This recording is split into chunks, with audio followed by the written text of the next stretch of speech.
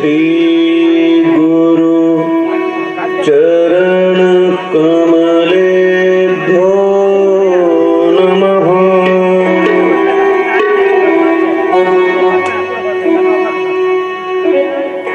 ध्येयं सदा परिभवग्नमभीष्टदोहम्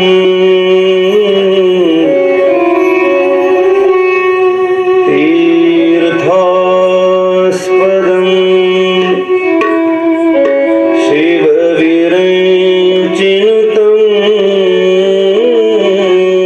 शरण्यम्।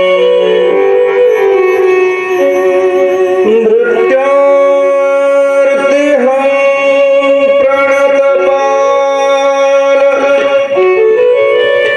भवाब्धिपोतं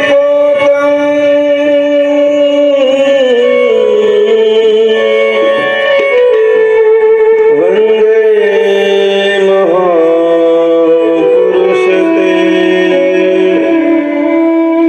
चरणारविन्दम्।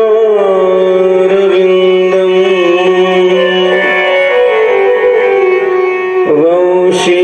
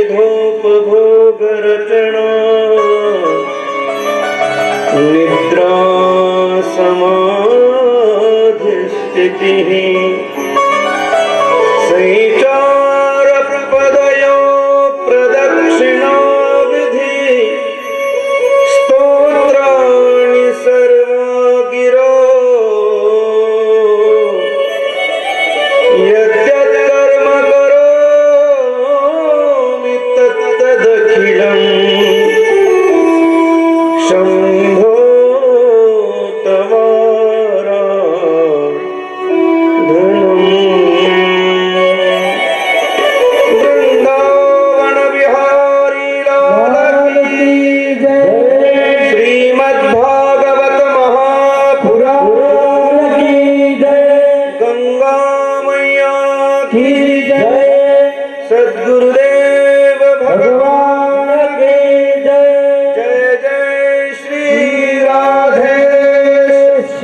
जय जय श्री राधे, जय जय श्री राधे।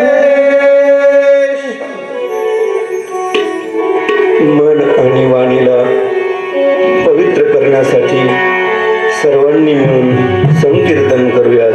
श्री राधे राधे गोविंद गोविंद राधे राधे राधे गोविंद। बोला सर्वांनी हातांनी टाळ्या, हरी बोल। गोविंद राधे राधे राधे राधे राधे राधे राधे गोविंद राधे राधे राधे राधे राधे राधे राधे राधे राधे राधे गोविंद राधे राधे राधे गोविंद गोविंद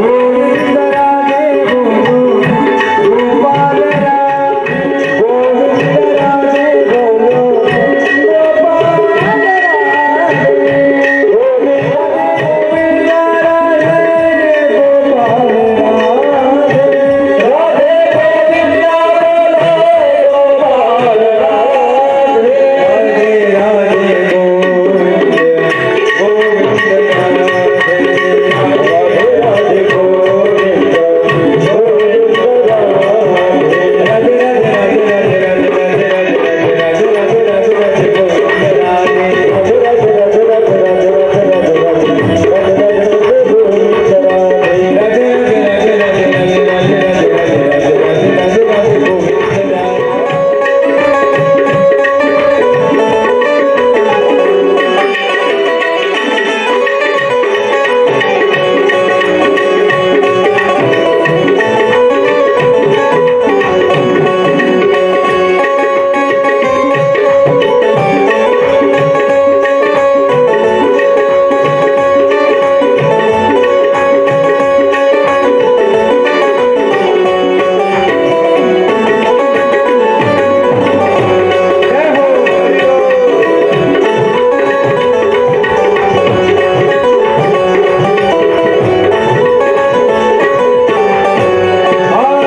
गोविंद राधे बोलो गोपाल राधे, हरि गोविंद राधे बोलो गोपाल राधे, गोविंद राधे बोलो गोपाल राधे, गोविंद राधे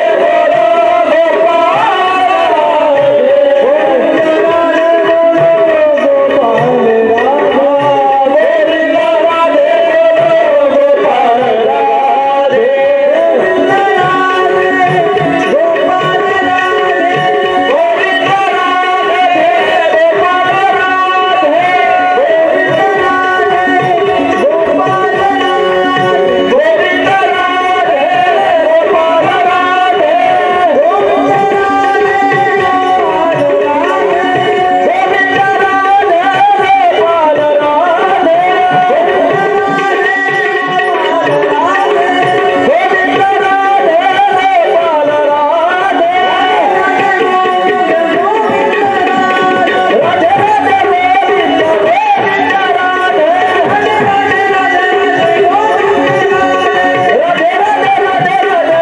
गोविंद राधे बोलो गोपाल राधे,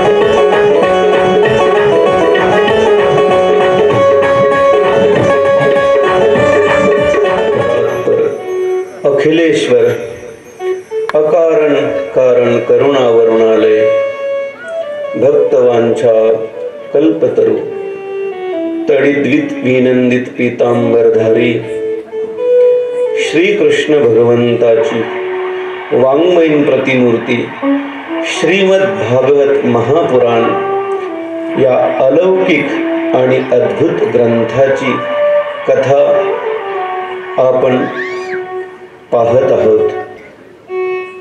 कथा पाहत असताना कालच्या सत्रामध्ये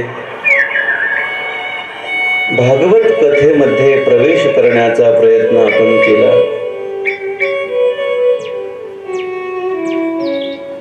भगवंताचं स्वरूप कसं आहे, तो काय कार्य करतो, त्याचा स्वभाव कसा आहे, या सर्व गोष्टींचा विचार केल्यानंतर आपण राधेसह भगवान श्रीकृष्णाला साष्टांग नमस्कार केला. तदनंतर सर्व भूतांच्या ठाई एकस्थ असणारे भगवान व्यासदेवजींना आपण प्रणाम केला आणि तदनंतर पद्मपुराणांतर्गत असणारं श्रीमद भागवत ग्रंथाचं महात्म्य व्यासदेवजींच्या द्वारा कथन होत असताना त्यातील आपण भक्तीचे जे ज्ञान आणि वैराग्य हे दोन पुत्र आहेत ज्यांना वृद्धावस्था प्राप्त झाली होती, त्यांना नवचैतन्य निर्माण झालं आणि जे अखंड झोपी गेले होते त्यांना अखंड जाग प्राप्त झाली. आणि या भागवत ग्रंथाच्या माध्यमातून नारदांनी सकल संतांच्या समवेत श्रीमद भागवत कथा केल्यानंतर त्या ठिकाणी भक्ती आपल्या ज्ञान आणि वैराग्य या दोन पुत्रासह प्रगट झाली आणि प्रगट झाल्यानंतर हात वर करून नाचू लागली. इथपर्यंत कालचा प्रसंग आपण सर्वांनी विचारात घेतला. आजच्या द्वितीय दिवसाची ही कथारूपी सेवा, हे कथारूपी पुष्प भगवंताच्या चरणी समर्पित करण्याच्या हेतूने आपण सर्वजण या ठिकाणी उपस्थित आहोत. ज्यांच्या प्रथम पुण्यस्मरणाच्या निमित्ताने या श्रेष्ठ अगम्य आणि अपूर्व भागवत कथेचं आयोजन या ठिकाणी गुजर परिवाराने केलं आहे. ते आपणा सर्वांची स्नेही कैलासवासी सोपान माधव गुजर यांच्या वर्ष श्राद्धाच्या निमित्ताने या कथेची योजना या कुटुंबाने केली. मी कालही बोलून गेलो, श्राद्ध श्राद्ध म्हणजे काय, यत श्रद्धया क्रियते तत् श्राद्ध. गेलेल्या पितरांच्या उद्देशाने सश्रद्ध अंतःकरणाने ज्या ज्या सत्क्रिया केल्या जातात त्याला काय म्हणतात, श्राद्ध म्हणतात. आणि म्हणून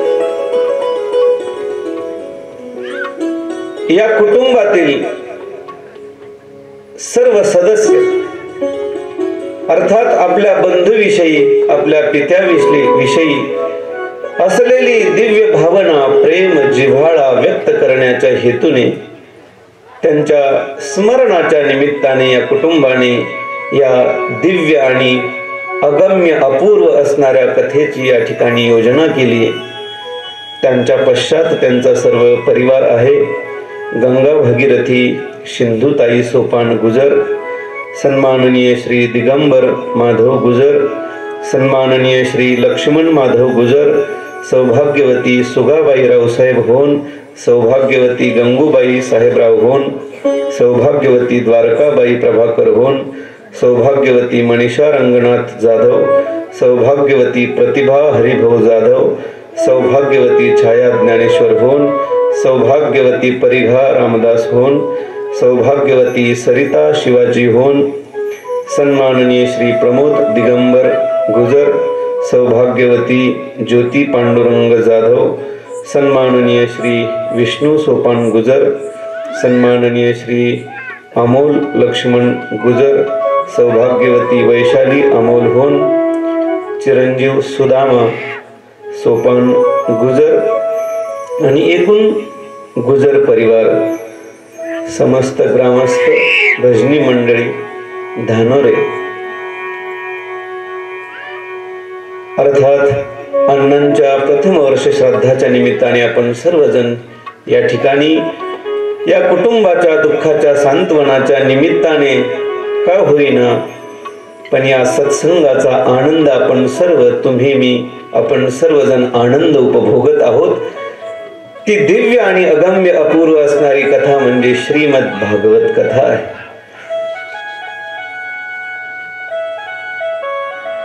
भक्ती, ज्ञान, वैराग्य या ठिकाणी आपण सर्वांचे श्रद्धास्थान गुरुवर्य हरिभक्तीपरायण विठ्ठल महाराज वक्ते बाबा कालही उपस्थित होते, आजही उपस्थित आहेत.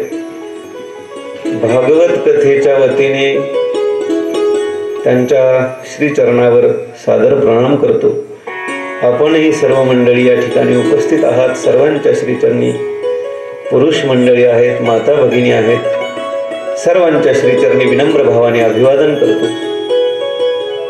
बाबा तुम्ही जरा पुढे आलात तर बरं होईल. बरं, काही हरकत नाही. तुम्ही आहात तिथून कासवीच्या दृष्टीने आमच्याकडे पहा, म्हणजे आमचं आपोआप पोषण होईल. प्रेम से बोलो राधे राधे. आपण कालही बोललो, जेव्हा जेव्हा कथेमध्ये राधाराणीचं गुणगान होईल तेव्हा आपण हात उंच करून मोठ्या प्रेमाने काय म्हणायचंय? प्रेम से बोलो. आवाज येत नाही. प्रेम से बोलो राधे राधे. प्रेम से बोलो राधे. आवाज नाही येत पाहिजे तसा. तुम्ही जेवण करून नाही आलात का? त्यामुळेच असं होतंय. राधे राधे. कालच्या सत्रात आपण पाहिले सनकादिक आणि नारद ज्या ठिकाणी श्रीमद भागवतेचा अवगाहन करतात त्या ठिकाणी भक्ती माता येते, ज्ञान वैराग्यासह थैथया नाचू लागते. अशा काळात भक्ती बोलते, कलियुगात माझा लोप झाला होता. कथामृताचे सिंचन करून आपण मला आजच पुष्टी दिली. आपण मला आता असे सांगा की मी कोठे राहू? हे ऐकून सनकादिक ऋषी भक्तीला म्हणू लागले की तू सर्व भक्तांना भगवत स्वरूपता प्राप्त करून देणारी आहेस आणि म्हणून तू इथे तिथे न राहता धैर्य धारण करून विष्णू भक्तांच्या हृदयात तू काय कर? वास्तव्य कर. या कलियुगातील दोषांचा लोकावर प्रभाव पडणारा असला तरी त्या दोषांची दृष्टी तुझ्यावर किंचितही पडणार नाही. अशा प्रकारे आज्ञा होताच भक्ती ताबडतोब त्या ठिकाणी असणाऱ्या सकल संतांच्या हृदयात विराजमान झाली आणि सकल संतांचं हृदय भक्तीने गदगदित होऊ लागलं. आनंदाने सकल संत डोलू लागले. ज्यांच्या हृदयात केवळ हरिभक्तीचाच निवास आहे ते भलेही निर्धन असले, कानूनच करून ऐका, ज्यांच्या हृदयात केवळ भक्तीचंच वास्तव्य आहे ते वरवर दृष्ट्या निर्धन जरी ते वाटत असले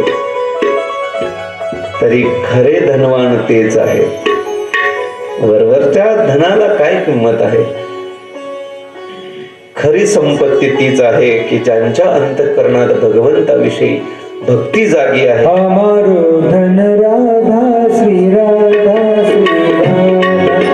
हमारो धन राधा श्री राधा श्री राधा. हमारो राधा श्री राधा श्री राधा. श्री राधा श्री राधा. हमारो धन राधा श्री राधा श्री राधा. हमारो धन राधा श्री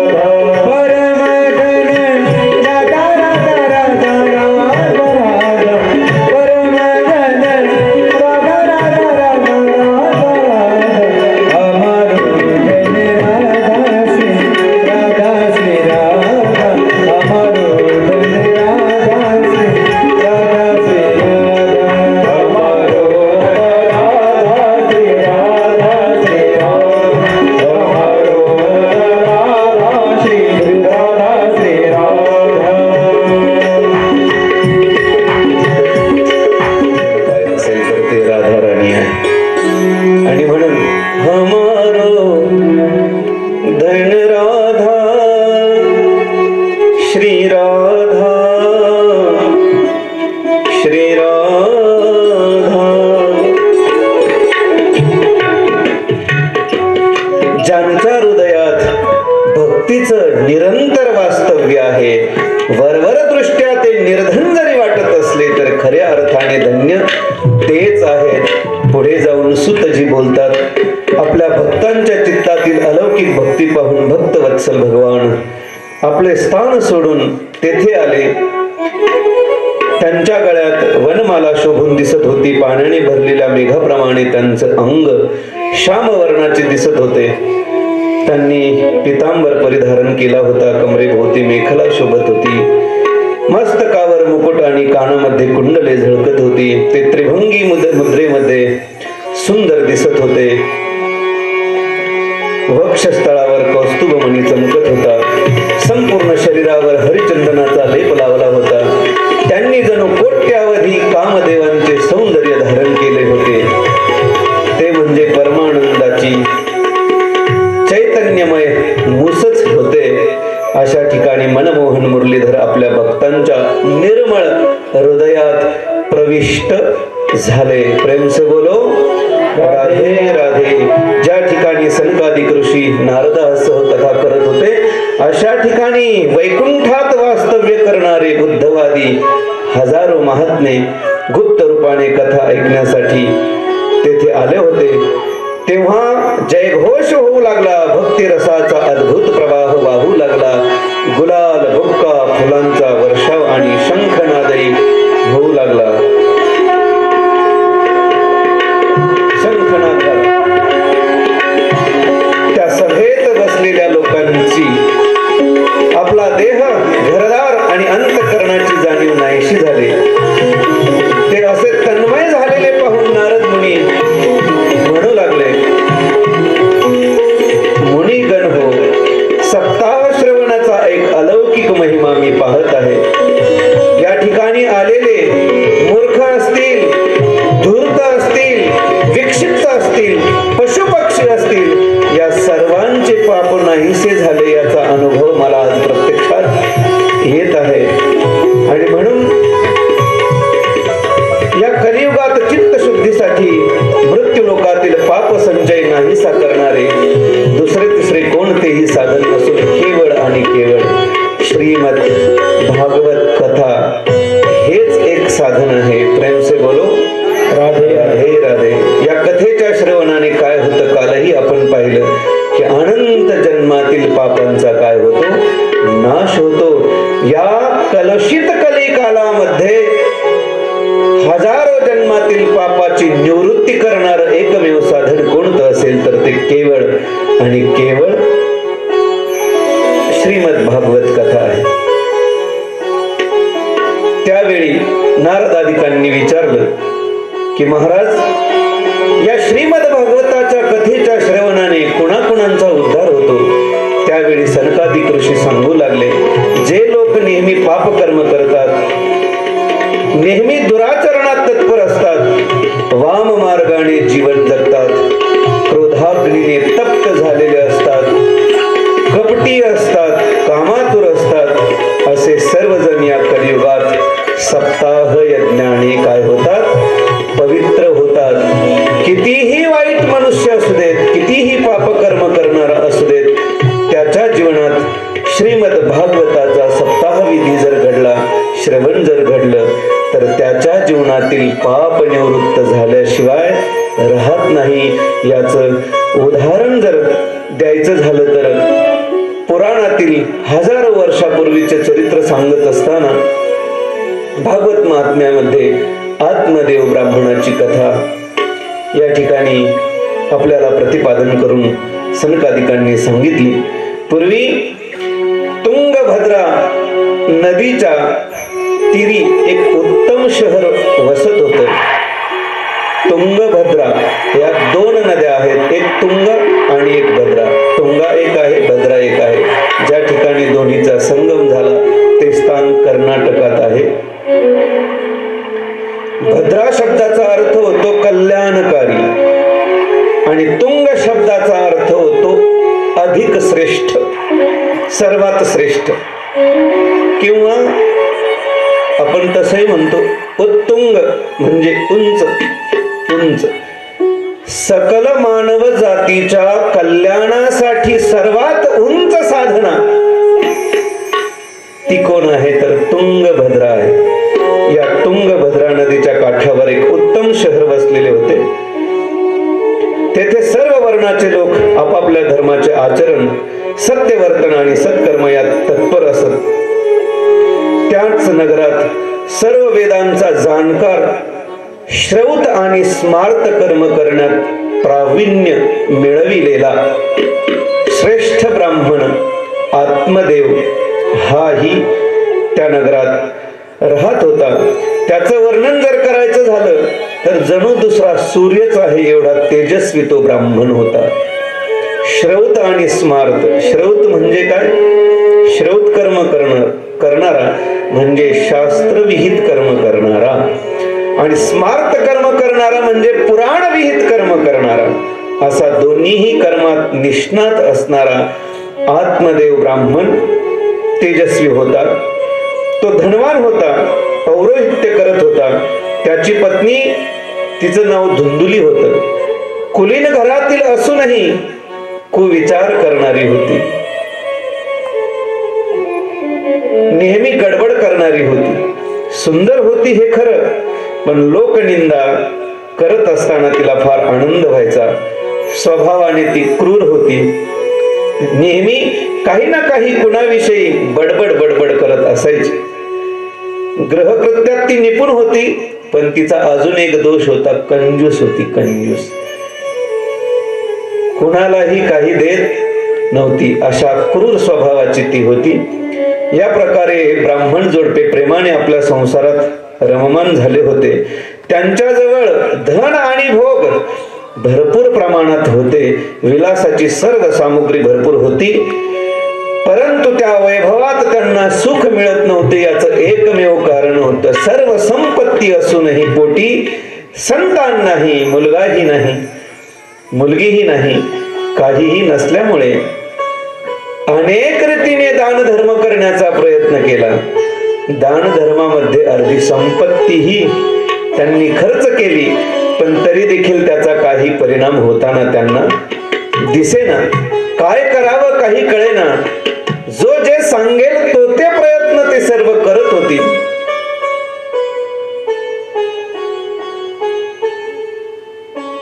आपण नेहमी व्यवहार जीवन जगत असताना जगतो. एखाद्याचं लग्न होऊन 2-4 वर्ष जर झाली आणि त्याला जर मुलबाळ काही झालं नसेल तर त्याच्या अडचणीपेक्षा गावातल्या लोकांना त्याचा जास्त त्रास होतो. आणि हे पुरुष मंडळींपेक्षा माता वर्गात जास्त झालं. प्रेम से बोलो. एखाद्या लग्नात कुठेतरी भेट झाली, हिला माहितीच असतं की हिच्या सुनेला अजून मुलबाळ झालेलं नाही, तरी तिथे जाऊन विचारणार, रंगूबाई अगं 2-4 वर्ष झाली, तुझ्या मुलाला काय आहे की नाही?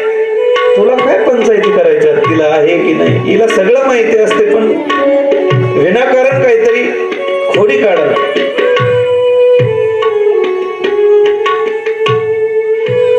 असं वेळोवेळी आपल्याला सगळ्यांना हे पाहायला मिळतं. त्याने खूप प्रयत्न केले, सर्व प्रकारचे प्रयत्न केले. हल्लीच्या भाषेत गुजरातच्या अम्माकडे देखील जाऊन आले म्हणे. गुजरातची अम्मा माहिती, सागर महाराज. पूर्वी गुजरातमध्ये भावनगरला एक अम्मा होत्या. अम्मा, ज्या स्त्रियांना मुलबाळ होत नाही ना, त्या स्त्रिया त्या अम्माकडे गेल्यानंतर त्या अम्मांनी त्या स्त्रियांच्या पोटावरून हात फिरवल्यानंतर त्यांना मुलं बाळ होत होती, अशी धारणा होती लोकांची. आपण कलियुगात जीवन जगत असताना देखील अशा अंधश्रद्धेच्या पाठीमागे धावतो, ही खरी शोकांतिका आहे सज्जनांनो. जर पोटावर हात फिरवून जर गर्भधारणा होत असती तर पती करण्याची गरजच पडली नसती. प्रेम से बोलो.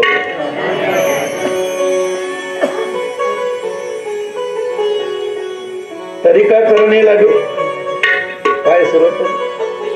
हा, नवसे कन्या पुत्र होती, तरी का करणे लागे पती. सगळ्या प्रकारचे प्रयत्न करून झाले पण काही यश मिळत नव्हतं. एके दिवशी चिंताक्रांत झाला. सर्व लोक त्याला चिडवायचे. त्याची अशी अवस्था होती.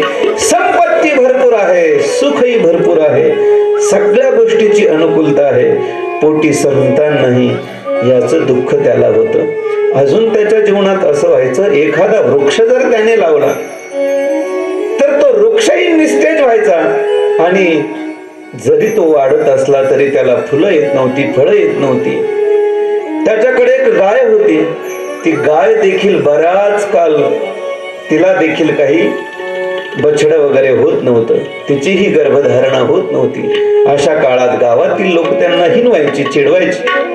काय करावं, काय करावं, काय करावं आत्मदेवाला कळेना. चिंताक्रांत अवस्थेत असताना अरण्यात गेला आणि मनोमन विचार करू लागला, या लोकनिंदेला सामोरं जाण्यापेक्षा आत्महत्या केलेली बरी. गंगेच्या काठावर गेला, पाणी पिला, चिंताक्रांत अवस्थेत बसला, विचार करू लागला, कोण मला या दुःखातून सोडविल, कोण मला या दुःखातून सोडविल. अशा चिंताक्रांत अवस्थेत बसलेला असताना आगंतुकपणे एक संन्यासी महाराज समोरून येताना दिसले. संन्याशाने विचार केला, अरे एवढ्या निर्जन अरण्यात कोण भगवत भक्त बसलाय, कोण साधना करतोय. संन्याशांना असं वाटलं, अरे आजच्या काळातही भगवंतावर विशेष प्रेम करणारी माणसं अजूनही पाहायला मिळतात. संन्याशाला आनंद झाला, कोण साधना करतोय. आणि म्हणून संन्यासी महाराज त्याच्या दिशेने घाईघाईने आले. संन्यासी महाराज येताना पाहताच याने साष्टांग दंडवत संन्यासी महाराजांना घातला आणि त्यांच्या समोर उभे राहून मोठमोठ्याने सुस्कारे टाकू लागला, हंबरडा फोडू लागला. संन्यासी महाराज विचार करू लागले, अरे बाबा, एवढ्या निर्जन अरण्यात तू राहतोय, तुझ्या दुःखाचं कारण काय आहे, कृपा करून तू मला सांग. त्यांना असं वाटलं, देव भेटावा म्हणून हा सर्व घरादाराचा त्याग करून अरण्यात येऊन साधना करतोय आणि भगवंताची भेट कधी होईल असं मला तो विचारेल, असं संन्यासी महाराजांना वाटलं. दुःखाचं कारण तुम्हाला काय असेल ते सांग, असं म्हटल्यानंतर ब्राह्मणाने बोलायला सुरुवात केली. यती महाराज, मी आपल्या पूर्वजन्मीच्या साठलेल्या पापामुळे प्राप्त झालेल्या दुःखाचे वर्णन कसं करू हे मला कळत नाही. माझे पितर मी जे तर्पण श्राद्ध तर्पणासाठी पाणी देतो ते स्वतःच्या चिंतायुक्त शुष्कार्यांनी गरम होते आणि तेच पाणी माझ्या पितरांना प्यावे लागते. मी अखंड चिंतेत असल्यामुळे जे जे काही मी कर्म करेल ते सर्व कर्म यथायोग्य होत नाही. खऱ्या अर्थाने चिंता वेगळी सांगायची होती आणि सुरुवात सांगायला वेगळी केली. आपली गंमत अशीच आहे बरं का. ताकाला जायचं आणि इकडे म्हणपाट आहे ना, ताकाला जायचं, पुढे काय गाडग लपवायचं. प्रेम से बोलो राधे राधे. गेलीच ना ताकाला तर सरळ पुढे जाऊन मला बाई शिभर ताक दे असं म्हणायचं ना. पण तसं नाही, आपल्याला द्राविडी प्राणायाम करण्याची काय आहे सवय आहे. गेली गाडग घेऊन शेजारीच्या घरी. बापरे, अजून 2 नवीन म्हशी आणल्यात की काय तुम्ही? हो, इथे चांगल्या भेटत नव्हत्या, थेट पंजाब वरून जाऊन आणल्या. हल्ली शेतकऱ्यांच्या डोक्यात फॅड आहे बरं. 2-2 लाखांच्या म्हशी घेऊन येतात. त्या म्हशीत कवर डोकं गुंतून ठेवतात मला काही कळत नाही. दूध भरपूर जात असेल म्हणे. हो जात ना म्हणे. मग घरी ठेवत नाही का? हो ठेवतो ना, घरीही ठेवतो. म्हणे काय करता मग एवढ्या दुधाचं? काय नाही, दररोज वापरातून उरलं की त्याचं दही दूध करतो. म्हणे मग दही दुधाचं काय करता? घुसळण करतो. त्याचं तूप निघतं ते व्यवस्थित ठेवतो. आणि म्हणे मग उरलेल्या ताकाचं वगैरे काय करतात? काय सांगायचं म्हणे, ही माणसं तूप खायला तयार नाही, ताक कधी खाणार? यांना पैसे कमवण्याच्या नादात जेवण करायला देखील वेळ नाही. भास्कर भाऊ, मी असं म्हणेल, ज्या माणसाला जेवायलाही वेळ नाही ना, त्याने जीवन जगूच नाही. प्रेम से बोलो.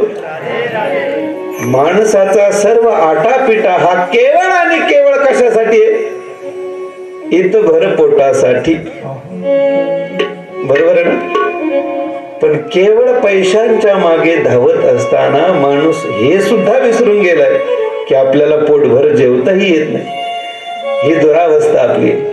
म्हणे माणसं केवळ पैशांच्या मागे धावतात, त्यांना जेवायलाही वेळ नाही, तूप कधी खात नाही, तर हे ताक पाण्याचा पचका कोण खाणार? म्हणे मग काय करता तुम्ही? देतो फेकून. म्हणे अहो, फेकून देण्यापेक्षा याला त्याला देत जा ना. म्हणे अहो, ते घ्यायला तरी कोण तयार आहे? मी आहे ना तयार. बरं घेशील कशात? म्हणे हे काय गाड घाललं, द्या याच्यात. हे मी दृष्टांतातलं सांगतो, नाही कळालं तुम्हाला? अरे आपलं हे चाललंय, जातो ताकाला गाडगं लपवतो.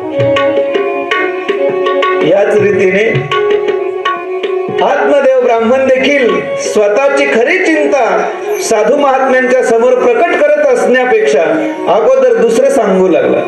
महाराज, मी अखंड चिंतेत असल्या कारणाने जे जे काही मी कर्म करेल ते सर्व यथायोग्य होत नाही. मी इतरांना दान देण्याचाही प्रयत्न करतो, पण कोणी ब्राह्मण मंडळी माझ्याकडून दान घ्यायला तयार नाही. मी समाज सेवाही करण्याचा प्रयत्न करतो, पण कोणी मला त्यातून चांगलं कोणी म्हणायला तयार नाही.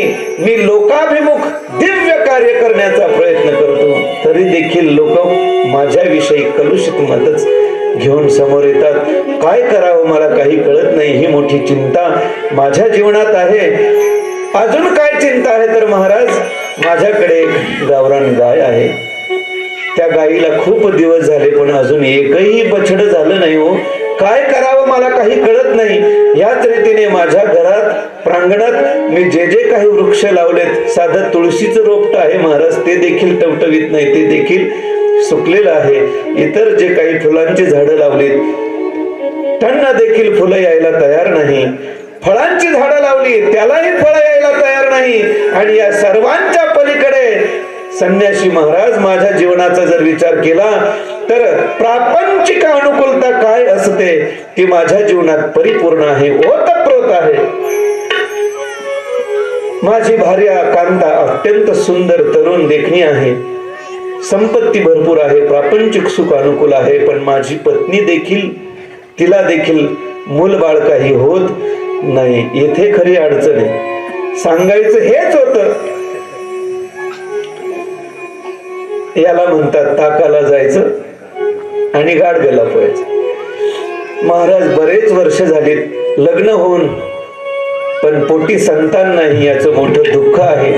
काय करावं मला काही कळत नाही. कृपा करून तुम्ही संन्यासी महाराज आहात, मला पुत्र कशाने प्राप्त होईल असा उपदेश तुम्ही करा.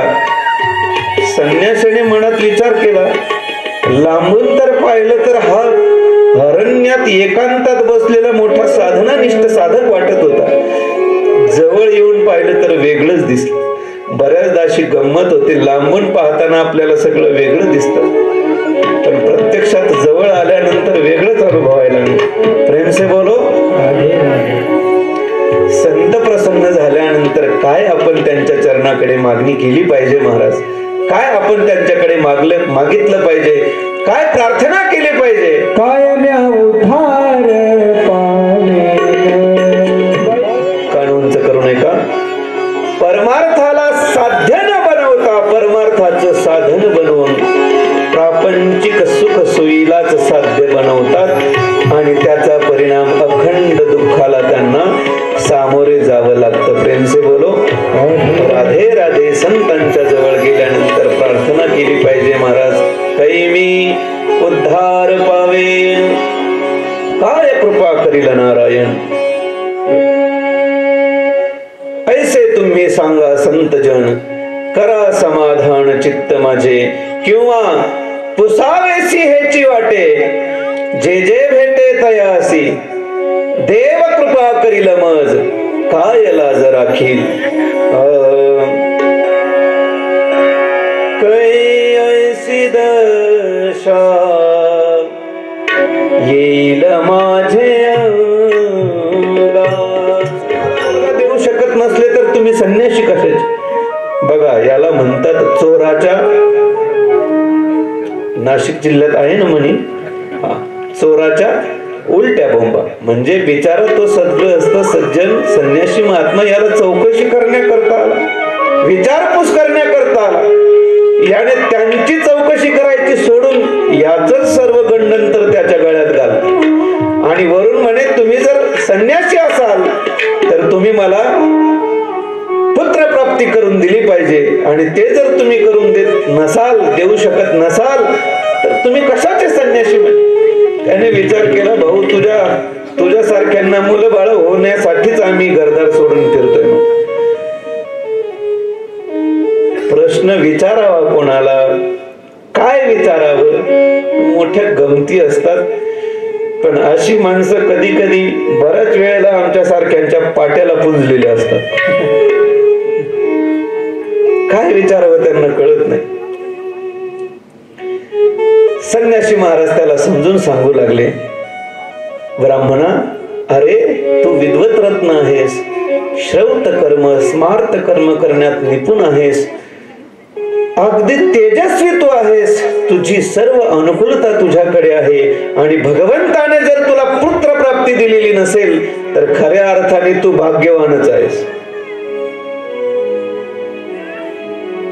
संन्यासी महाराज त्याला पटवून देतात, अनेक पद्धतीने समजावून सांगण्याचा प्रयत्न करतात, पण तो काही ऐकायला तयार नाही. संन्यासी हे त्रिकालदर्शी होते. त्यांनी त्याच्या चेहऱ्याकडे पाहिलं, कपाळाकडे पाहिलं आणि सांगितलं, हे विप्रवर्या तुला याच जन्मात नाही तर पुढील 7ही जन्मात पुत्र प्राप्ती होऊ शकत नाही. हे संन्याशांचे वाक्य ऐकल्यानंतर तर त्याच्या अंतःकरणात वनवाद पेटला. महाराज धाय मोकलून रडू लागला, मोठमोठ्याने आक्रोश करू लागला.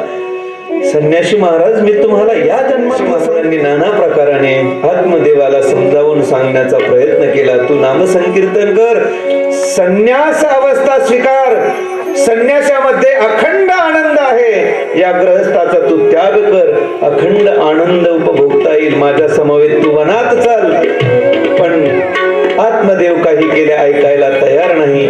त्यांच्या चरणावर ओक्साबोक्षी रडू लागला आणि तुम्ही मला जर पुत्र प्राप्ती करून देत नसाल तर मी आत्ताची आत्ता प्राणत्याग करीन असं ओरडून सांगू लागला.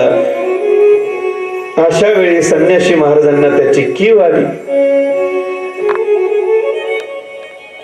मूर्खाला उपदेश पचत नसतो आहे ना. सर्पा दुग्धपान करू नये. पालथ्या गड्यावर पाणी घातल्यासारखी गोष्ट झाली असं संन्यासी महाराजांना वाटू लागलं. शेवटी त्याची दया आली.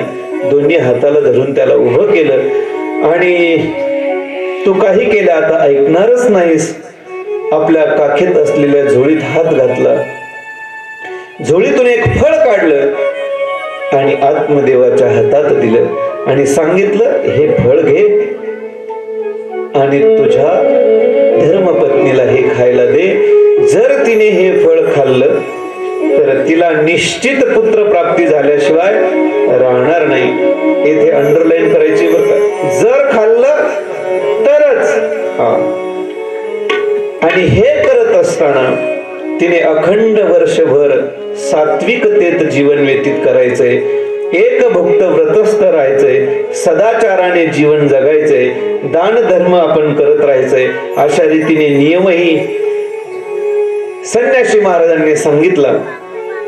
आत्मदेवाला एवढा आनंद झाला. फळ हातात पडल्यानंतर परत साधूचं दर्शन घ्यायचं देखील विसरून गेला. प्रेम से बोलो राधे राधे. स्वार्थी जीवन माणसात,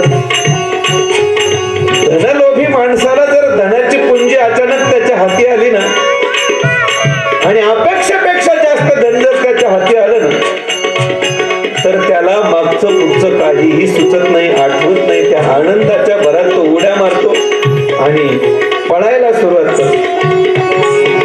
याच रीतीने आत्मदेवाची गोष्ट झाली.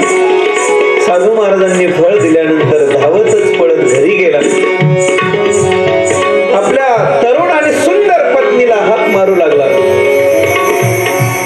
तिने विचार केला, काय भानगड आहे? आज कोणी मोठा यजमान प्रसन्न झालाय की काय? आज कोणी मोठी दान दक्षिणा दिली की काय? आज स्वारी फारच खुशी दिसते. काय कशाचा परिणाम आहे? सांगतो सांगतो म्हणे, ऐक, बस बस पटकन इकडे. धुंदुकारीने आत्मदेवाला बसायला आसन दिलं, प्यायला पाणी दिलं. आणि काय आहे तुम्ही एवढे आनंदित आहात? सांगा मला, काय एवढे घाईघाईत तुम्ही आलात आणि एवढे उल्हासात आहात? काय याचं कारण आहे? त्यावेळी आत्मदेव सांगू लागला, मी चिंताक्रांत अंतःकरणाने जंगलात गेलो होतो आणि आत्महत्या करावी असा विचार माझ्या मनात येत होता. कशा कारणाने? तर आपल्याला पुत्र प्राप्ती व्हावी या कारणाने. आगंतुकपणे मला एक संन्यासी महाराज भेटले. मी त्यांच्या चरणावर साष्टांग प्रणिपात केला. मला असणारं सर्व दुःख त्यांच्या जवळ वदवलं, सांगितलं. आणि त्याचा परिणाम असा झाला, संन्यासी महाराज प्रसन्न झाले आणि त्यांनी मला एक फळ दिलंय आणि हे फळ त्यांनी तुला खाण्यासाठी सांगितलंय. एकदा की तू हे फळ खाल्लं रे खाल्लं की निश्चित आपल्याला पुत्र प्राप्ती झाल्याशिवाय राहणार नाही. असं म्हणून आत्मदेवाने ते फळ आपल्या पत्नीच्या हातात दिलं आणि बाहेर निघून गेला. धुंदुलीने ते फळ हातात घेतल्यानंतर व्यतिरेकाने विचार करू लागली, हे फळ खाऊन जर मी गरोदर झाले, गर्भार राहिले तर अडचणी निर्माण होतील.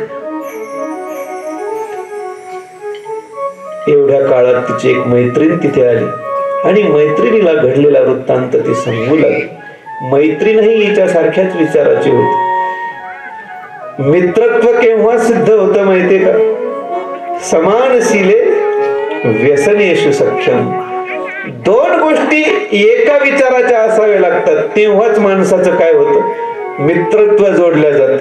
पहा तुम्ही, आपल्या समवेत एखादा माणूस असेल आणि त्याला जर तंबाखू खाण्याची सवय असेल, आपण एखाद्या गावाला गेल्यानंतर काहीही न बोलता आपोआप तंबाखू खाणारा मित्र त्याच्या जवळ येतो आणि दोघेही आपलं देखत तंबाखू मळतात आणि खातात आणि सख्य जोडल्या जातात. कशाचा परिणाम? व्यसन एक आहे, व्यसन. आणि म्हणून सख्यत्व जोडण्यासाठी व्यसन एक असावं लागतं. याच रीतीची धुंदुलीची मैत्रीण होती. इथे धुंदुली शब्दाचा अर्थ होतो बरं का, बुद्धी. नेहमी कुतर्क करणारी. बुद्धीची व्याख्या करत असताना श्रीमद भगवद्गीतेत अशी केली, व्यवसायात्मिका बुद्धी. नेहमी चांगला वाईट विचार करत असते, तिचं नाव बुद्धी. आणि गंमत अशी आहे, मनाच्या सहकार्याने बुद्धी चांगला विचार करण्यापेक्षा वाईट चिंतन नेहमी करत असते. तिचं नाव धुंदुली. ही धुंदुली मैत्रिणीला सांगू लागली की माझे पतिदेव जंगलात गेल्यानंतर त्यांना एक संन्यासी महात्मा भेटले, त्यांनी हे फळ दिले आणि हे फळ खाल्ल्यानंतर मला पुत्र प्राप्ती होणार आहे असं त्यांनी सांगितलंय. काय करावं मला काही कळत नाही. जर मी हे फळ खाल्लं तर मी गरोदर राहील. गरोदर राहिल्यानंतर मी जे जे काही अन्न प्राशन करील ते अन्न व्यवस्थित पचन होणार नाही. मला सारखी मळमळ होईल, उलट्या होईल. इतर सर्व माझ्या मैत्रिणींचं मी नेहमी पाहतेच ना. जर गर्भधारणा झाली तर मला अन्न पचणार नाही, उलट्या होतील. जर अन्न पचन झालं नाही तर माझी तब्येत खराब होईल. जर तब्येत खराब झाली तर मी कृश होईल. अशा नाना प्रकाराने तर्क वितर्क करू लागली आणि आपल्या मैत्रिणीला सांगू लागली, जगात दोनच स्त्रिया धन्य आहेत, वंध्या वा विधवा नारी. काय सांगू लागली? जगात दोनच स्त्रिया धन्य आहेत. तुम्ही विचार करा या धुंदुलीचा. ती आपल्या मैत्रिणीला सांगते की जगात 2 स्त्रिया धन्य आहेत. कोणत्या? एक जी वंध्या आहे, वंध्या म्हणजे जिला मुलबाळ नाही, ती निवांत सुखी असते. आणि दुसरी म्हणजे जिचा पती मेलेला आहे, वारलेला आहे, विधवा आहे, जिच्या डोक्याला कोणताच ताण नाही. अशा 2 स्त्रिया काय असतात म्हणे? सुखी असतात. आता ही सुबुद्धी आहे की दुर्बुद्धी आहे? आपणच विचार करा. प्रेम से बोलो राधे राधे. आपल्या मैत्रिणीला सांगू लागली, अगं जर मी गरोदर राहिले, हळूहळू गर्भ वाढत जाईल, मला खाली वागता येणार नाही, उठता येणार नाही, बसता येणार नाही, काम धंदा करता येणार नाही, मला काही सेवा करता येणार नाही. आणि अशा काळात 9 महिने झाल्यानंतर माझं शरीर अगदी जड पडेल. आणि अशा काळात अकस्मात जर चोरट्यांचा दरोडा गावावर पडला तर जी चांगली माणसं आहेत म्हणे ती सगळी पळून जातील.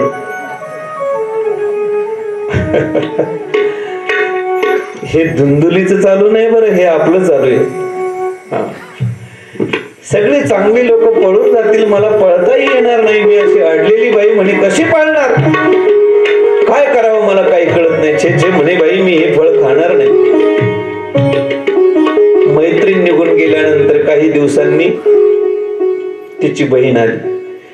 घडलेला समाचार बहिणीलाही सांगू लागली की अगं असं झालं म्हणे, एक संन्यासी महाराज भेटले, प्रसन्न झाले आणि त्यांनी पतिदेवांना हे फळ दिलंय आणि हे फळ जर मी खाल्लं तर निश्चित मला पुत्र प्राप्ती झाल्याशिवाय राहणार नाही. पण काय करावं मला काही कळत नाही, या सर्व अडचणी मला भोगाव्या लागतील, या सर्व अडचणींना मला सामोरं जावं लागेल आणि म्हणून हे फळ खाण्याची माझी इच्छा नाही. तिची बहीणही तिचा स्वार्थ घेऊनच तिच्याकडे आलेली होती. बहिणीने सांगितलं, हे बघ, तुला हे कुठलेही कष्ट नको आहेत, पुत्रप्राप्ती तर हवी, पण तुला गरोदरपणाचं गर्भारपणाचं कोणतंही ओझं वागवायची इच्छा नाही. माणसाची गंमत अशी आहे बरं का, माणूस कोणत्याही प्रकारचं पुण्य करायला तयार नाही.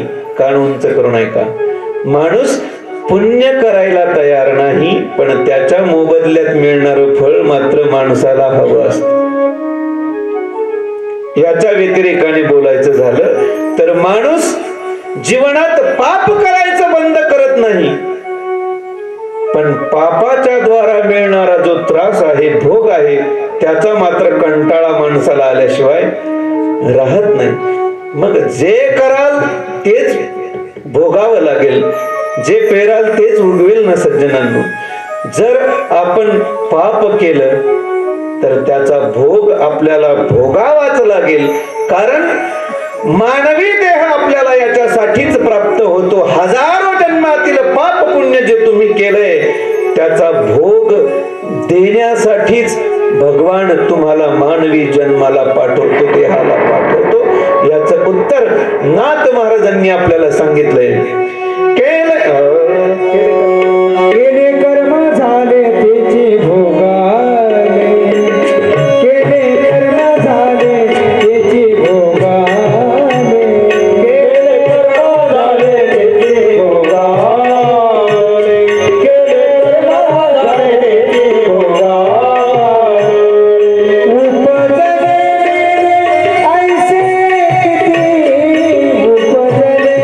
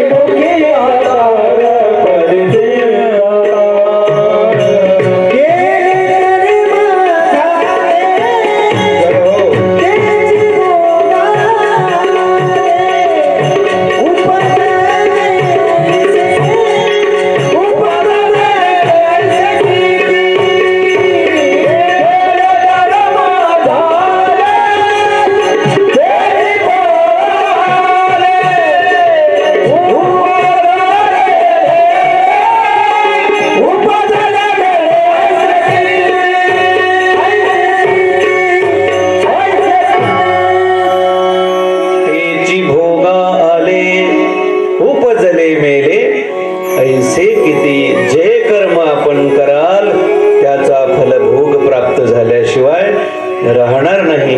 माणसाला पुण्य करण्याचा कंटाळा येतो, पण त्या पुण्याईच्या द्वारा प्राप्त होणार जे सुख आहे, आनंद आहे, ते मात्र माणसाला पाहिजे. ही धुंदुलीची ही अशीच अवस्था आहे. कोणत्याही प्रकारचे कष्ट तिला सहन करायचे नाहीत, पण पुत्र प्राप्ती तर झाली पाहिजे. कशी होणार बोला? प्रेम से बोलो राधे राधे.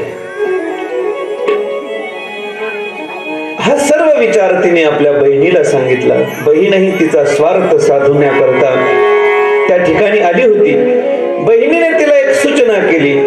हे बघ म्हणे धुंदुली, तुझ्या कुटुंबाचा जर विचार केला तर तुझ्याकडे अमाप संपत्ती आहे, प्रापंचिक अनुकूलता सर्व तुझ्याकडे आहे, पण खायला कुणी नाही. आणि माझा जर विचार केला तर घरात खायला धान्यही नाही, भाकरीचा तुकडाही नाही, तरी आतापर्यंत 6 लेकरं झालेत म्हणे. देवाची गंमत आहे अशी वर का सज्जनांनो, ज्याच्याकडे दात आहेत ना त्याला खायला मिळत नाही, आणि ज्याच्याकडे खायला आहे ना त्याच्याकडे दात नाही. म्हणून माणसाने जोपर्यंत चांगले दात आहेत तोपर्यंत खाऊन घ्या. तात्पर्य कळालं का तुम्हाला? खाऊन म्हणजे ह्या खाण्याकडे लक्ष देऊ नका. जोपर्यंत हा मानवी देह धष्टपुष्ट आहे, साधना करण्यासाठी युक्त आहे, तोपर्यंत आपण पाहिजे ते प्राप्त करून घेण्याची दिव्य शक्ती भगवंताने या मानवी देहात आपल्याला दिली आहे. प्रेम से बोलो. हे शरीर नासका कुसका जरी असलं सज्जनांनो, तरी या विनाशी शरीराच्या द्वारा अविनाशी तत्व प्राप्त करून घेण्याची दिव्य शक्ती भगवंताने मानवी देहात आपल्याला दिली.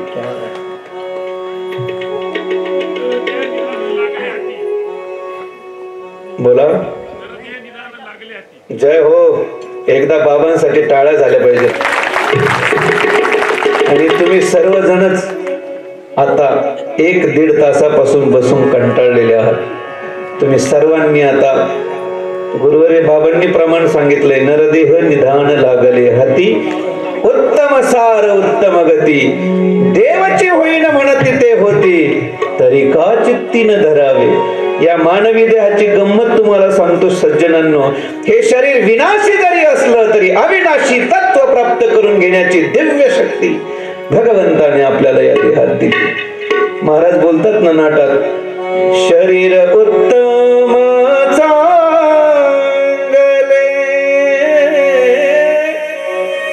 शरीर सुखाचे घोसले, शरीरे साध्य होय केले, शरीरे साधिले परब्रह्म. या मानवी देहाच्या द्वारा शरीर उत्तम चांगले, शरीर सुखाचे घोसले. पुढे अंडरलाईन करण्याची जागा आहे, अधोरेखित करण्याची जागा आहे. काय? शरीरे साध्य होय केले. या मानवी देहाने आपण प्रापंचिक सुख उपलब्ध करू नवल नाही महाराज. देवाची होईन म्हणती ते होती, एवढी शक्ती आणि सामर्थ्य भगवंताने या मानवी देहात आपल्याला दिले. आणि या शरीराच्या द्वारा आपण भगवत प्राप्तीच्या दिशेने दिवसेंदिवस मार्गक्रमण करत राहिलं पाहिजे. कारण या शरीराच्या द्वारा आपण हजारो जन्मांना जन्म देऊ शकतो आणि हजारो जन्मांचा अंत करू शकतो. विश्वमाऊली ज्ञानोबाराय बोलतात, तैसे येणे शरीरे शरीराये सरे, किंबहुना झारे चिरापडे, किंबहुना एर झारे चिरापडे. हजारो जन्मातील जी एरझार आपली चालली आहे ना, ती या शरीराच्या द्वारा कुंठित करण्याची शक्ती सामर्थ्य भगवंताने आपल्याला दिलंय.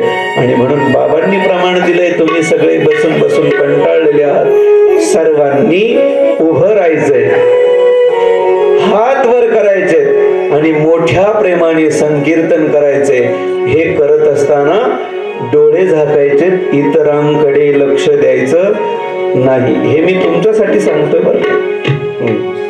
इतरांकडे लक्ष द्यायचं नाही, डोळे झाकून घ्यायचे, हात उंच करायचे, मोठ्या प्रेमाने आपण भगवंतासाठी नाचतोय ही दिव्य भावना आपल्या अंतःकरणात ठेवायची.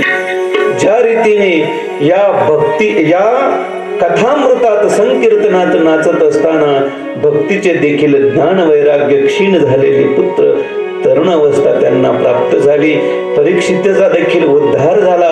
या रीतीने भगवान एक ना एक दिवस आमचा देखील तू उद्धार कर, आमच्या देखील जीवनात भक्ती ज्ञान वैराग्य वृद्धिंगत होत राहो अशी मनोमन आपण सर्वांनी प्रार्थना करायची. आणि स्वतःच्या छंदात आपण सर्वांनी ठुमका लावायचाय, नाचायचंय, सर्वांनी उभं राहायचंय. आपण सर्व मिळून संकीर्तन करणार आहोत. बोला गोविंद गोविंद गाई गोविंद गोविंद हरि कृष्ण गोपाल गाई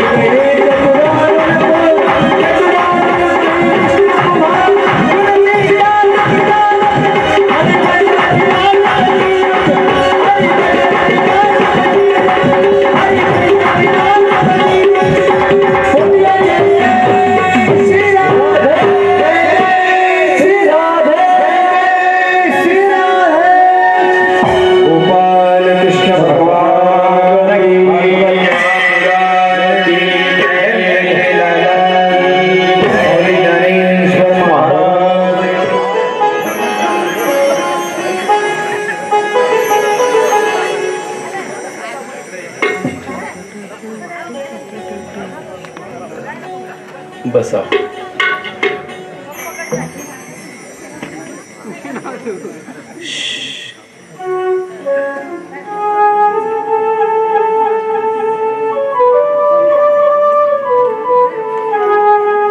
या ठिकाणी आपण कथेत धुंदुलीचा विचार करत होतो. धुंदुलीकडे तिची बहीण आली आणि बहीण सांगू लागली, धुंदुली, तुझ्या संपत्तीचा विचार जर आपण केला तर एवढी अमाप संपत्ती तुझ्याकडे असताना देखील खाण्यासाठी कुणी नाही. आणि माझा जर तू विचार केला तर माझ्या घरी भाकरीचा तुकडाही नसताना आतापर्यंत 6 लेकरं झाली. आणि परत याच्या पुढेही मी आता गर्भार आहे, गरोदर आहे. काय करावं मला काही कळत नाही. तुझ्या दुःखाचा विचार केला आणि माझ्या दुःखाचा जर विचार केला तर आपण एक सुवर्ण मध्य यात काढू शकतो. म्हणे काय सुवर्ण मध्य काढायचं? म्हणे काही नाही, तुला देखील पुत्रप्राप्ती पाहिजे, पण तुला कोणत्याही प्रकारचा त्रास नकोय, कष्ट नकोय, दुःख नकोय. पुत्रप्राप्ती तर झाली पाहिजे. आणि माझी अशी अवस्था आहे की मी गरोदर आहे, गर्भार आहे, पण त्या लेकराला काय घाऊ घालू ही समस्या माझ्या पुढे आहे. म्हणे मग काही नाही, तू आजपासून एक नाटक कर. कोणतं नाटक कर? म्हणे गर्भधारणा तुला झालीये असं नाटक कर आणि दिवसेंदिवस पोटाशी कापड गुंडाळत राहा. जसं जसं दिवस भरत जातील, काही दिवसानंतर मलाही मुलगा होईल, तो मुलगा मी तुला देईल. याच्या मोबदल्यात तू माझ्या पतीला, धन्याला थोडेसे पैसे दे, कारण तो धनाचा काय आहे, लालसी आहे, लोभी आहे. याच्या मोबदल्यात तो माझं लेकरू तुला देईल. आणि पैसे दिल्याच्या कारणाने ही बातमी कुणाला कळणारही नाही. असा त्या दोघीत काय झाला, निर्णय झाला, विचार झाला. दिवसामागून दिवस जाऊ लागले. इकडे धुंदुलीने आपल्या पतीला सांगितलंय की गर्भार मी आहे, गरोदर राहिलेत, गर्भधारणा झाली, ऋषींचं फल मला मिळाले. आणि बहिणीने तिला सांगितलं होतं, हे फळ जे तुला तुझ्या पतीने दिले याची परीक्षा जर तुला घ्यायची असेल तर तुझ्या दारात असणारी गाय, त्या गायीला तू हे फळ देऊन बघ, बघूयात आपण पुत्र होतो की नाही. आणि त्याच रीतीने धुंदुलीने ते फळ गायी पुढे टाकलं. गायीने ते फळ खाल्लं आणि गायी देखील गरोदर राहिली. दिवसामागून दिवस जाऊ लागले. दोघेही बाळंतपणा करता माहेरात गेल्या. दिवस जवळ आला. ज्या दिवशी धुंदुलीच्या बहिणीला पुत्र झाला त्या दिवशी धुंदुलीने देखील आपल्या पोटची सर्व कापड काढून टाकली. धुंदुलीच्या बहिणीने ते लेकरू धुंदुलीकडे आणून दिलं आणि सर्वत्र समाचार पसरला, धुंदुलीला मुलगा झाला, धुंदुलीला मुलगा झाला. आनंद सर्वत्र पसरला. हो नाही करता बातमी आत्मदेवाच्या कानापर्यंत जाते. आत्मदेवाला खूप आनंद होतो. प्रसन्न मुद्रेने तो दान धर्म करू लागतो, जल्लोष करू लागतो, उत्सव साजरे करू लागतो. या रीतीने याच धुंदुकारीच्या जन्माच्या नंतर काही दिवसातच आत्मदेव ब्राह्मणाकडे असणाऱ्या गायीला देखील पुत्र प्राप्ती झाली, मुलगा प्राप्त झाला. आणि त्याचे कान हे गायीच्या कानासारखे होते. शरीर मानवी काय होतं, पण कान मात्र गायीच्या कानासारखे होते. तुम्ही म्हणाल महाराज, गायीला कुठे पुत्र होत असतो का? गायीला तर वासरू होत असतं, पुत्र होत नसतो. पण गायीने जे फळ खाल्लं होतं ते महात्म्याने दिलेलं होतं आणि ते फळ वासरू होण्यासाठी दिलेलं नसून पुत्र होण्यासाठी दिलेलं होतं. मग ते आईला होवो अथवा गायीला होवो, होणार तर पुत्र प्राप्ती. प्रेम से बोलो राधे राधे. आणि म्हणून गायीला देखील पुत्र प्राप्ती झाली. धुंदुली आपल्या घरी आल्यानंतर बाळाचं नामकरण करण्याचा विधी सवळ आला. ब्राह्मणपुत्र असल्यामुळे नामकरण विधी होणार होता. आत्मदेवाने विचारलं की आपल्या पुत्राचं नाव काय ठेवायचं. त्यावेळी धुंदुलीने सांगितलं माझं बाळ आहे, त्याचं नाव मीच ठेवणार. तो अधिकार माझा आहे, तुम्ही त्याचं नाव ठेवू शकत नाही. आणि म्हणून धुंदुलीने आपल्या बहिणीचा जो मुलगा आणला होता त्याचं नाव ठेवलं धुंदुकारी. धुंदुकारी नित्य जो वासनांच्या अधीन असून धो करतोय ना, त्याचं नाव काय धुंदुकारी. आणि इकडे जे गाईला लेकरू झालं होतं त्याचे कान गाईसारखे असल्यामुळे आत्मदेवाने त्या दुसऱ्या पुत्राचं नाव जे गाईपासून झालं होतं त्याचं नाव गोकर्ण ठेवलं. ज्याचे कान गाईसारखे होते म्हणून त्याचं नाव गोकर्ण ठेवलं.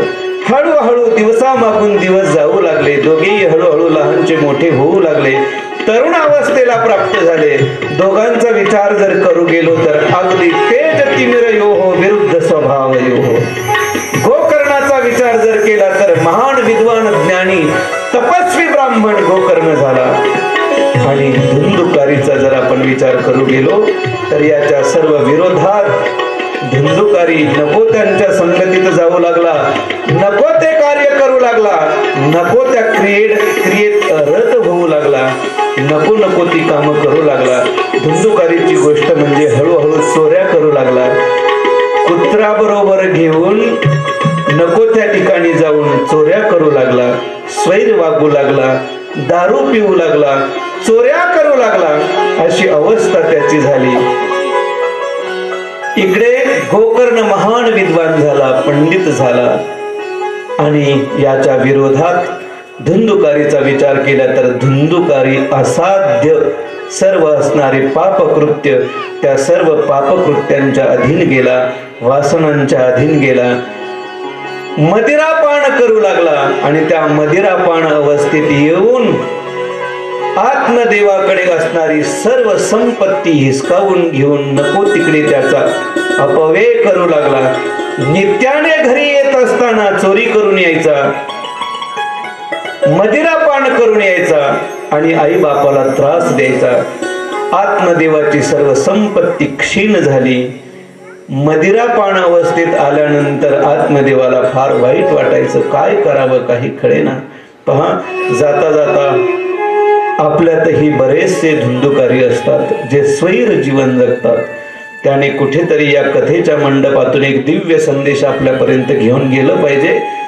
हे व्यसनं असतात ना सज्जनांनो, ती फार वाईट असतात. सर्व दृष्टीने आपला नाश करण्यासाठी ही व्यसनं असतात. जी सुज्ञ माणसं असतात ना ती या व्यसनाच्या दिशेने पाऊल टाकत नाही, व्यसनाधीनतेकडे पदस्पर्श करत. क्या किया क्या किया क्या किया रे, हरि बोल. तूने जीवन गवा दिया क्या किया रे, जिसे पाना था उसको तो खो दिया रे, खो दिया. अमृत छोड़ा पीता है शराब रे, भगवान के नाम को मोह दिया. अमृत छोड़ा पीता है शराब, भगवान के नाम को मोह दिया. क्या किया क्या किया क्या किया रे, क्या किया क्या किया क्या किया रे, तूने जीवन गवा दिया, तूने जीवन गवा दिया क्या किया. जिसे पाना था उसको तो खो दिया, जिसे पाना था उसको तो खो दिया, जिसे पाना था उसको तो खो दिया, जिसे पाना था उसको तो खो दिया, जिसे पाना था उसको तो खो दिया, जिसे पाना था उसको तो खो दिया.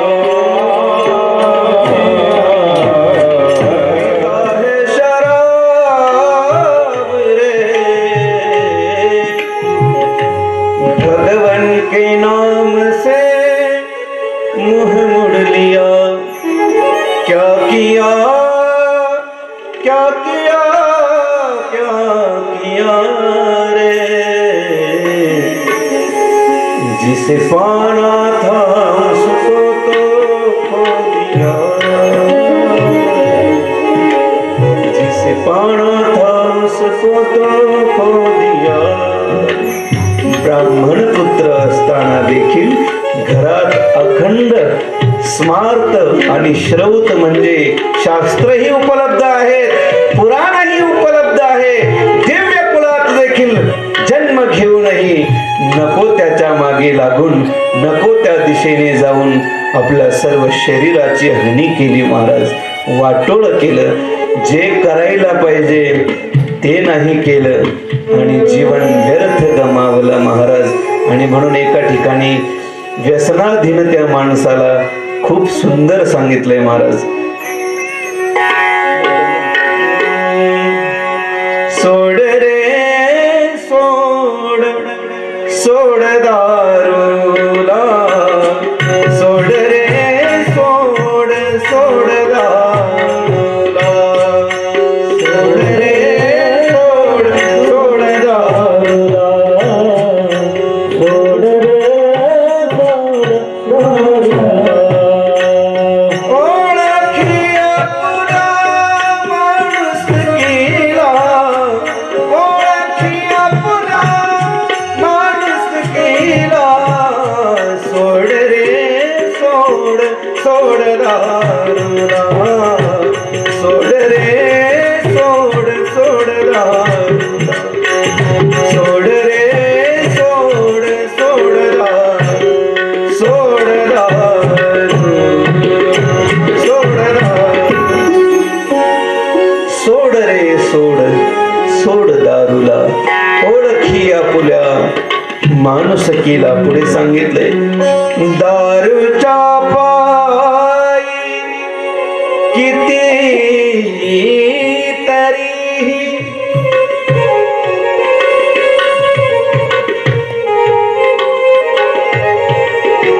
गेले जीवन व्यर्थ,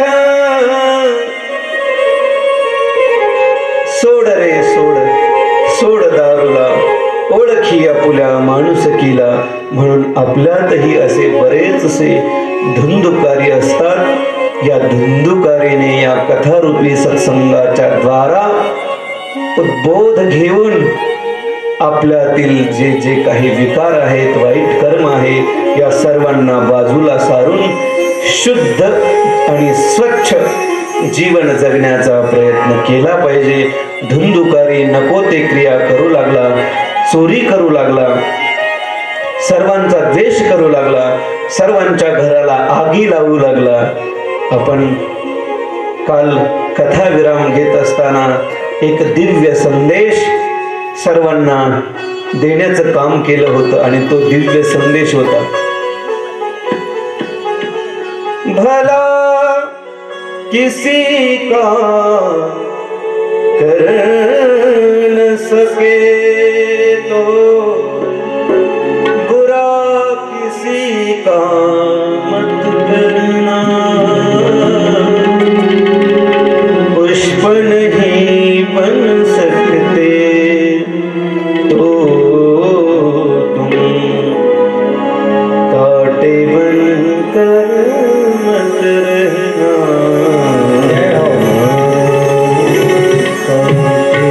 एखाद्याच्या जीवनामध्ये फूल म्हणून जर तुम्हाला सुगंध देता येत नसेल तर देऊ नका सज्जनांनो, हरकत नाही, पण इतरांच्या जीवनात बोचणारे काटे मात्र होऊन जीवन जगू नका। पुढे फार सुंदर सांगितलंय, एखाद्याला जर तुम्ही घर बांधून देऊ शकत नसाल हरकत नाही सज्जनांनो, पण गरिबांच्या झोपड्यांना आग लावण्याचं काम मात्र करू नका सज्जनांनो। ऐका, घर न किसी का बसा सके तो झोपड़ियां जला देना, मरहम पट्टी कर न सके तो कारण मत लगा देना हो।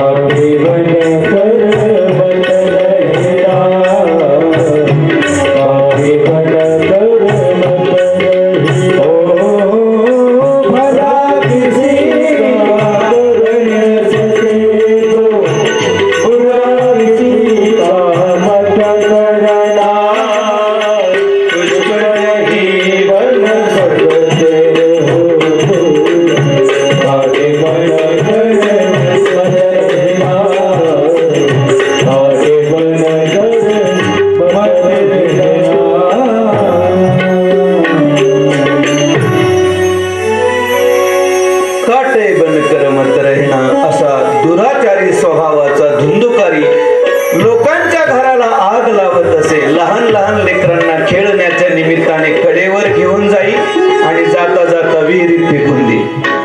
अशा नाना प्रकारची वाईट काम करू लागला. हत्या करणे, हातात शस्त्र घेऊन आंधळे दीन दुखी यांना त्रास देत होता. चांडाळाविषयी त्याला अत्यंत लोभ होता. हळूहळू हळूहळू करत असताना तो जार कर्म करणाऱ्या वेश्यांच्या नादी लागला. आणि एक वेश्या नाही तर दोन नाही तर अशा 5 प्रकारच्या वेश्या. तुम्ही म्हणाले या वेश्या कोणत्या? तर ऐका, कोणत्या वेश्या? 5 इंद्रियांचे जे 5 विषय आहेत कोणते? शब्द, स्पर्श, रूप, रस, गंध अशा 5 प्रकारच्या वेश्या आहेत. आणि या आपल्याला त्यांच्या जाळ्यात खेचल्याशिवाय राहत नाही. एका एका इंद्रियाच्या मागे गेल्याने माणसाची किती फजिती होते हे आपण नेहमी कीर्तन श्रवणाच्या द्वारा ऐकतच असतो. पण हा धुंदुकारी असा होता की तो 5ही इंद्रियांच्या अधीन गेला आणि अशा 5 वेश्येच्या नादी लागला. हळूहळू माता पितांना बुडवून यांच्याकडून सर्व धन घ्यायचं आणि वेश्येला नेऊन द्यायचं. वाईट कर्म करू लागला. काय करावं इकडे आत्मदेवाला कळेना. त्रस्त झाला आत्मदेव. एके दिवशी धुंदुकारी आला आणि आपल्या बापाला हाणमार केली धनासाठी. 1 रुपयाही आत्मदेवाकडे शिल्लक राहिला नाही. त्रस्त झालेला आत्मदेव वाईट वाटू लागलं. परत शोकाक्रांत झाला. मोठमोठ्याने रडू लागला. जो आत्मदेव पुत्र प्राप्ती करता चिंताक्रांत होता आणि आत्महत्या करण्याच्या उद्देशाने वनात गेला होता, तोच आत्मदेव परत पुत्र का झाला म्हणून चिंताक्रांत आहे. आणि हा पुत्र माझा उद्धार करील म्हणून आत्मत्याग करणारा आत्मदेव पुत्र झाला म्हणून आज प्राणत्याग करण्याच्या दिशेने वनाकडे निघाला. माणसाची आवड बदलते महाराज नेहमी. खूप आहे यात सांगण्यासारखं, वेळ आपल्याकडे कमी आहे. आणि म्हणून श्रीमद भागवत कथा एवढी दिव्य आणि व्यापक आहे. पण मोजक्याच जरी कथा आपल्याला ऐकायला मिळाल्या आणि त्यातून दिव्य एक संदेश जरी आपल्याला प्राप्त झाला तरी आपल्या जीवनाचं कल्याण झाल्याशिवाय राहणार नाही. प्रेम से बोलो. याच्याही पुढे जाऊन हजारो संदेश प्राप्त करून जीवन तर निश्चितच सद्गतीला प्राप्त झाल्याशिवाय राहणार नाही.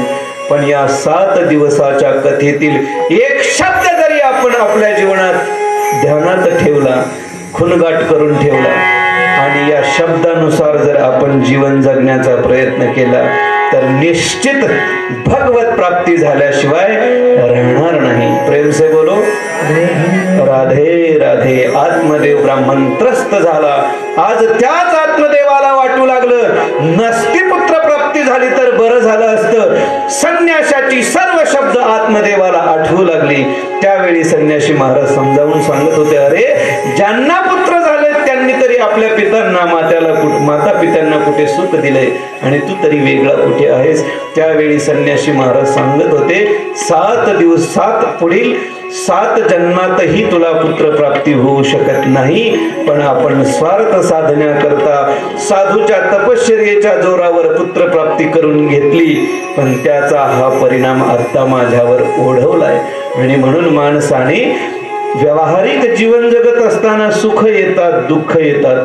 जीवन त्याचंच नाव आहे ना सज्जनांनो. सांगू का, सुख दुख दोनों रहते जिसमें जीवन है वो गाँव.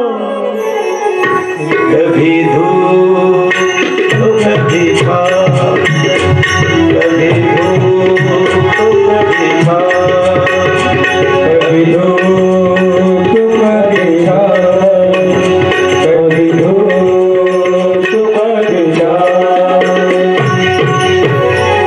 कामापुरतं इतकंच घ्यायचं. सुख दुख दोनों रहते जिसमें जीवन है वो गाँव, कभी धूप तो कभी छाव.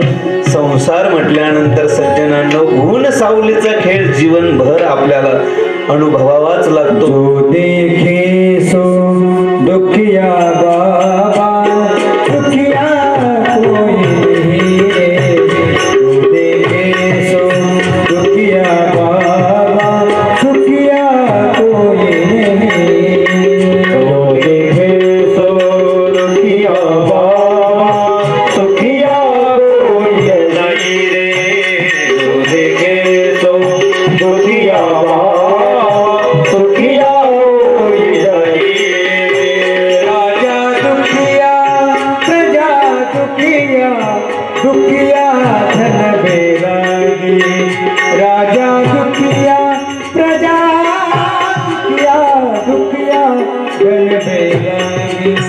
दुख के कारण सुखदेव ने दुख के कारण सुखदेव ने मोह माया त्यागी रे. जो देखे सो दुखिया दुखिया कोई नहीं रे. जो देखे सो दुखिया दुखिया कोई नहीं रे. कोई नहीं. जो पुढे होतच राहणार आहे, पण त्याचा बाऊ न करता, त्याच्यावर विजय मिळवण्याचा प्रयत्न न करता तुम्ही या सृष्टीचे मालक नसून कोण आहात? कोण आहात? सेवक आहात, सेवक. आणि हा भाव माणूस विसरल्यामुळे शेपूट तुटुस्तवर काम करतो, शेपूट तुटुस्तवर मरमर करतो आणि शेवटी हजारो दुःखाला सामोरं त्याला जावावं लागतं. त्यावेळी संन्यासी महाराज सांगत होते, अरे तुझ्या याच जन्मात काय पुढील 7ही जन्मात तुला पुत्रप्राप्ती होणार नाही. ऐकायचं ना. संन्यासी महाराज सांगत होते, ठेविले अनंते तैसेच राहावे, चित्ती असू द्यावे समाधान. तरी देखील ऐकलं नाही. आपण आपला स्वार्थ साधून घेतला, पण त्याचा दुष्परिणाम महात्म्यांना झाला नसून आपल्यालाच झाला. चिंताक्रांत झाला, मोठमोठ्याने रडू लागला. त्याच वेळी त्याला गोकर्ण भेटला.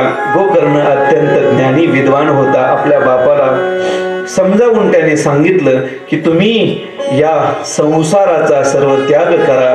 कोण कुणाचा मुलगा, कोण कुणाची बायको, कोण कुणाचा संसार, कशाचं हे सर्व जे आहे ना, हे कुणाचंच कोणी नाही. आपल्याकडे वेळ कमी आहे आणि म्हणून आपण पुढे जातोय. एवढी गंधर्व सभा या ठिकाणी आहे. आपल्या मुखातून वाक्य निघतंय तोपर्यंत यांच्याकडे प्रमाण हजर आहेत. यासाठी या सर्व मंडळींनी त्यांच्या जीवनातील अमूल्य वेळ खर्च केलाय बरं. आणि म्हणून हे सर्व घडत असता एकदा जोरदार टाळ्यांनी स्वागत करा.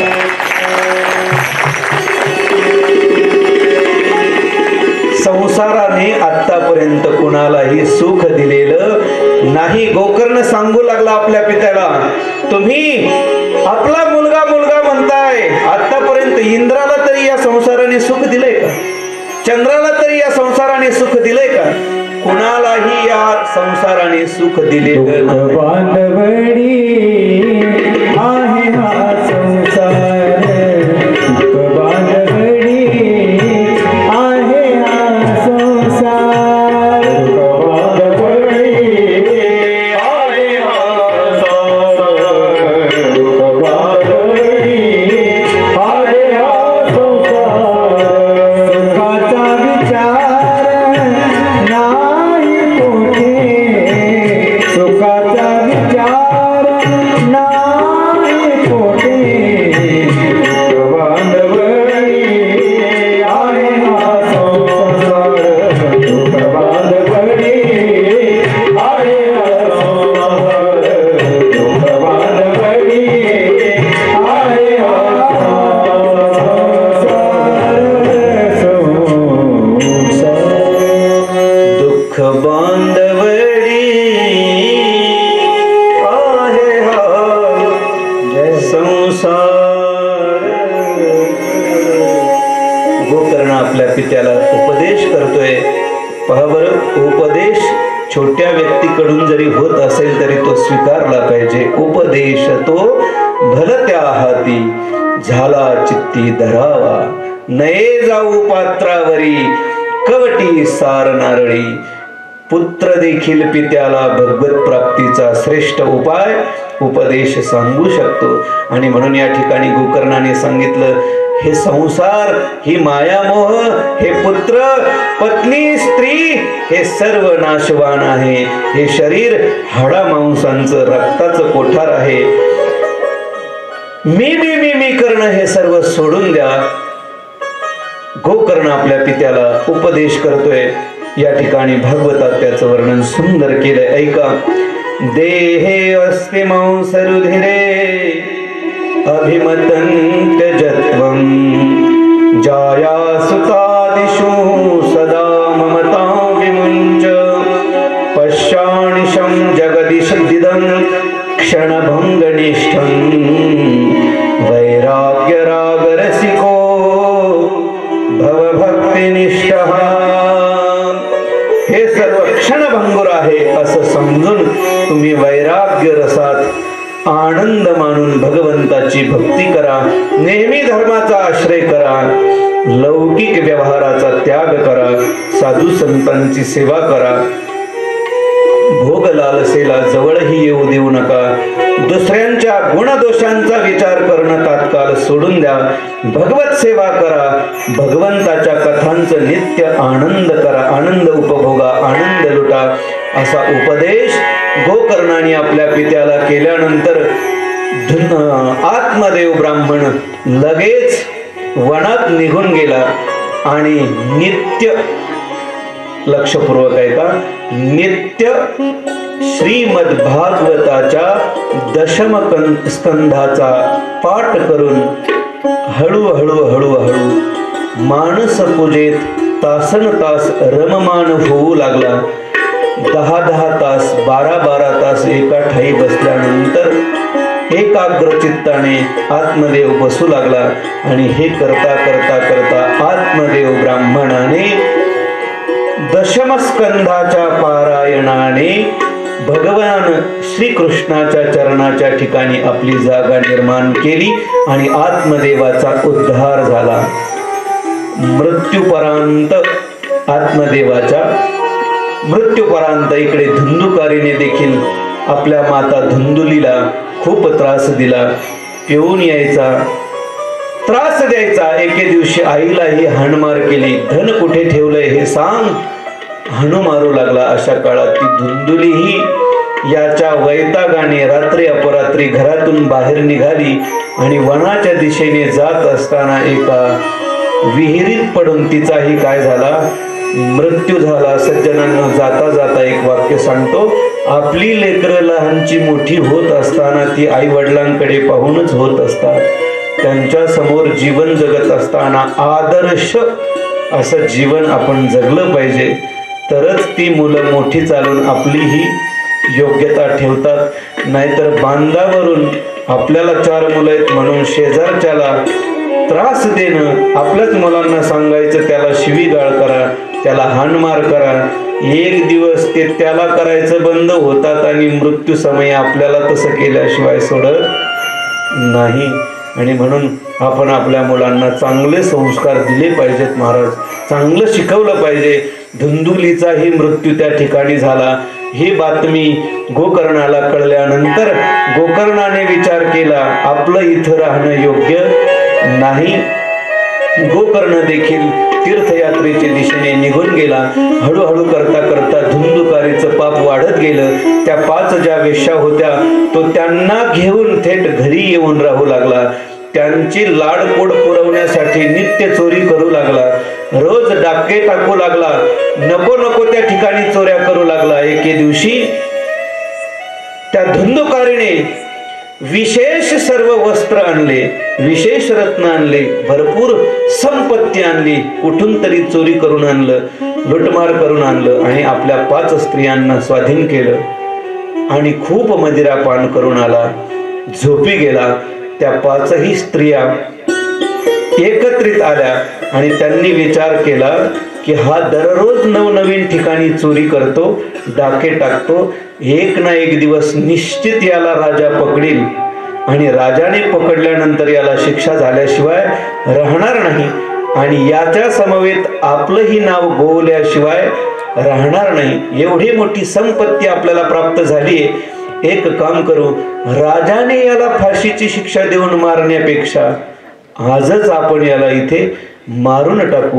म्हणून 5चे 5 वेश्या एकत्रित आल्या, त्याच्या गळ्याला फास लावला आणि खेचू लागल्या, त्याला ओढू लागल्या, फास देण्याचा प्रयत्न करू लागल्या.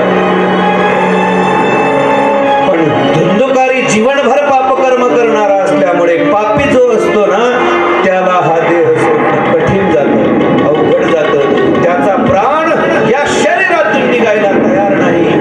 अशा काळात त्या ज्या 5 प्रकारच्या वेश्या होत्या, त्या सर्व वेश्यांनी याच्या तोंडात जळते निखारे ओतले जाते. जळते निखाऱ्यांनी भाजून भाजून त्याचा प्राण त्याग झाला. अशा वाईट परिस्थितीत धुंदुकारीचा मृत्यू झाला. म्हणून माणसाने जीवन जगत असताना चांगलं कर्म नाही करता आलं तरी चालेल, पण वाईट कर्म करत असताना हजारो वेळा विचार केला पाहिजे. कारण जे पाप कर्म तुम्ही करणार आहात तेच फिरून उद्या तुमच्या समोर आल्याशिवाय राहणार नाही. या रीतीने धुंदुकारीचा अंत झाला. स्त्रियांनी विचार केला, याला बाहेर घेऊन गेल्यानंतर आपलं पितळ उघडं पडल्याशिवाय राहणार नाही. घरातच एक खड्डा खोदला, त्यात याला पुरून टाकलं. वरून परत जसं होती तशी जमीन करून टाकली. सर्व धन संपत्ती घेऊन तिथून त्या काय झाल्या, पसार झाल्या, निघून गेल्या. कोणालाही ही बातमी कळाली नाही. दिवसामागून दिवस जाऊ लागले.